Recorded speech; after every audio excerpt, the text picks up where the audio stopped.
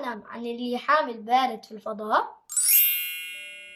اللحام البارد في الفضاء هو أن تلتحم القطع المعدنية في الفضاء بمجرد التلامس فقط مع بعضها البعض، عكس الأرض حيث هذا لن يحدث أبدا، لأن غلافنا الجوي غني بالأكسجين الذي يتفاعل باستمرار مع السطح الخارجي للمعادن، يشكل طبقة رقيقة وعازلة من المعدن المؤكسد، حيث تحصل عملية اللحام على كوكب الأرض بدرجة حرارة عالية.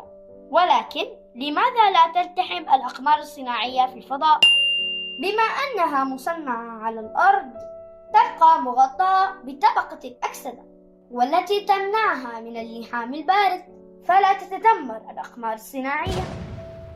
دمتم بخير أحبتي، سلام.